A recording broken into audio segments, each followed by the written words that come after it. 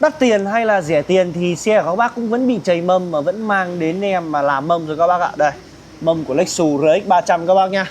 Chiếc xe này thì cũng khá là cao tiền đấy các bác ạ. Đây, oxy hóa này rồi là chảy xước xung quanh viền mâm luôn các bác nhá. Đầy đủ chỗ nào cũng có. Đây, mặt phay các bác nhìn này. Bên trong dưỡng oxy hóa luôn các bác nhá.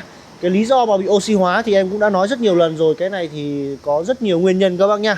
Đọng nước này rồi là chó đái vào này rồi là các bác sử dụng cái dung dịch làm bóng lốp các thứ là nó cũng bị oxy hóa ra các bác ạ.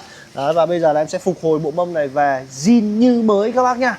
Đấy, bác nào mà đang đi chiếc RX 300 bị oxy hóa thì các bác có thể xem mẫu phay mâm chiếc Lexus này nhá.